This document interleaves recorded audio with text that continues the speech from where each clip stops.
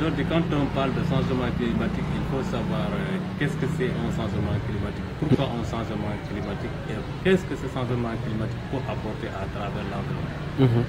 Ces trois aspects reposent principalement sur l'activité humaine. Et c'est l'homme en question. Qu'est-ce qu'on appelle un changement climatique? Est-ce que c'est une chose qui nous descend du ciel ou bien c'est nos actes? Le changement climatique est lié par rapport à nos actes quotidiens que nous menons dans l'environnement. Et les causes principalement sont d'abord d'ordre économique, d'ordre ignorance et d'ordre dictature. D'ordre ignorance, c'est parce que tout simplement beaucoup de gens ne comprennent pas aujourd'hui l'effet de l'arbre sur l'environnement. D'ordre économique, c'est que les gens sont en train de transformer la faune et la flore en désert pour des profits économiques. Ce jour-là, à l'heure-là, il fait presque 42 degrés. Ces 42 degrés, si nous prenons les inconvénients, les impacts, c'est là où les hommes ne l'évaluent pas. Vous avez droit à 3 productions par année. Et cette année, nous n'aurons qu'une seule production. Ça, c'est clair et net. Et c'est lié par des phénomènes climatiques. La deuxième des choses, les gens ne maîtriseront pas cette année aussi la période de l'agriculture et la semence qu'il faut cultiver pour s'en ressortir. La troisième chose, c'est la déhydratation de l'organisme humain et animal. Qu'il soit arbre, faune et flore, tout le monde sera déhydraté avec la haute température qui s'abat aujourd'hui dans la région de Kolda que je vais expliquer.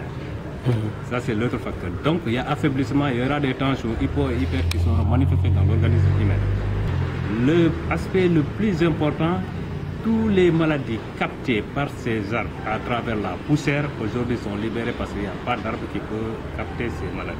Les moustiques, par exemple, aujourd'hui, on dit que Kolda, dans la commune, il y a beaucoup de moustiques parce qu'il y a la forêt. Mais dans les villages, il y a moins de moustiques. Et c'est dans les villages qu'il y a la forêt. Une zone qui n'a pas d'arbre est affectée immédiatement par les moustiques. Les moustiques, ce n'est pas la forêt, c'est le contraire. Quand on n'a pas de bois, on a les moustiques, mais quand on a le bois, on n'a pas de moustiques. Le changement climatique a affecté largement l'arrondissement de Dioula-Colon, plus particulièrement au niveau des 6 communes qui la composent. Jadis, dans 30 ans en arrière, c'était une référence au niveau des vallées qui étaient remplies d'eau presque tous les 8 mois. Et le réchauffement climatique a réduit de manière considérable les pluies, a accentué une forte chaleur au niveau de la végétation et de l'écosystème, mais également ça a réduit en grande proportion la production céréalière au niveau de cet arrondissement. Ce qui veut dire que l'autosuffisance alimentaire ne peut pas être atteinte par rapport aux cultures hivernales. Les populations souffrent, travaillent beaucoup, mais gagnent peu en récolte. Et l'autre aspect également lié à ces changements climatiques, c'est le comportement humain de ces personnes-là par rapport à la déforestation, par rapport aux incendies, aux feux de brousse, par rapport à l'utilisation abusive des déchets plastiques, à l'utilisation des déchets solides. Tout ça constitue des menaces au niveau de la nature. Et ça accentue une pression au niveau de l'atmosphère, découlant donc un dysfonctionnement qui a créé ces changements climatiques.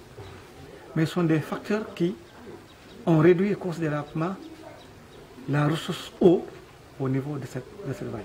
Ce qui veut dire que les cultures traditionnelles qui se faisaient, qui étaient la joie, qui étaient la fierté de ces populations-là, n'y sont plus. Les cultures qu'il faut, ce sont des cultures à récolte rapide, c'est-à-dire à cycle court, qui ne sont pas accessibles parce qu'il faut toujours une subvention de l'État ou bien des ONG, qui ne sont pas à la disposition des communautés. Également, même si ces cultures actives sont mises à disposition, la quantité de pluie diffère, est irrégulière. Au mois de mai, il y a 30 ans, les pluies ont commencé et ça a été en novembre. Actuellement, les pluies démarrent vers fin juin. Il pleut 15 jours, il reste un long mois sans pleuvoir. Ça recommence en un mois de pluies rapides, avec forte intensité, et ça s'arrête. Ce qui veut dire qu'il y a au départ des spéculations qui sont mises en place, qui n'ont pas commencé à germer, il y a déjà un tarissement des pluies. Ensuite, la pluie recommence, les gens recommencent à semer, ça commence à pousser. Au moment de la floraison, les pluies s'arrêtent, ce qui fait que les récoltes sont plus bonnes. Donc il y a un acharnement des populations sur les produits de ressources forestières qui est maintenant la seule ressource exploitable qui peut rentabiliser. Il y a dans cette zone la carbonisation qui est un phénomène notoire parce qu'avec la retraite des pluies, les gens se ruent sur la forêt pour déboiser et faire du charbon de bois pour exploiter également pour les menuiseries. Ce qui veut dire que la forêt s'est dégradée et l'action de l'homme est à 80% responsable de ça. Ce qu'il faut maintenant, c'est de sensibiliser, c'est d'aider les communautés à avoir des cycles beaucoup plus courts à la disposition pour que s'il y a un problème de rupture de pluie, dès la reprise, que les 2 mois là, qu'ils puissent avoir des récoltes pour pouvoir surveiller à leurs besoins. Les jardins, il faut beaucoup d'eau. Et c'est pourquoi les systèmes d'arrosage posent problème au niveau des femmes. Parce qu'il faut avoir une nappe phréatique qui est de plus en plus profonde et il faut un véritable travail de puisage pour ces femmes-là pour pouvoir arroser. Donc là également, on aide les communautés à travers ces jardins-là pour avoir des cultures qui peuvent, pendant la saison humide, être cultivées et voir des variétés adaptées à la sécheresse, à la période chaude et avec un suivi constant pour avoir une maîtrise d'eau pour pouvoir arroser ces cultures. Donc parvenons à réduire de manière considérable la malnutrition au niveau de ces communautés, à aider les communautés à résorber le gap de la malnutrition, donc de la sécurité alimentaire au niveau de ces communes d'intervention du projet MJPI AIDE. Le changement climatique, au niveau de la commune de la Colombe, je peux dire que la principale cause, c'est la déforestation. Parce que la forêt n'est pas gardée, n'est pas sauvegardée, donc tout est détruit. Donc quand il n'y a pas des arbres, le climat devient toujours chaud et sec. Et ça dégrade aussi même la terre.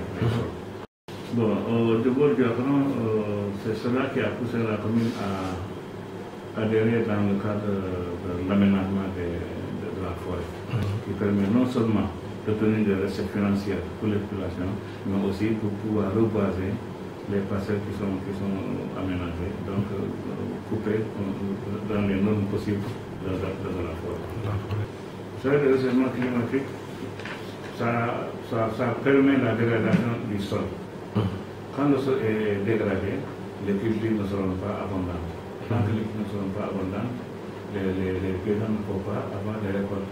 Si les récoltes ne sont pas bonnes, ça entraîne la famine. Donc il faut vraiment lutter contre ce fléau. C'est un fléau qu'il faut lutter.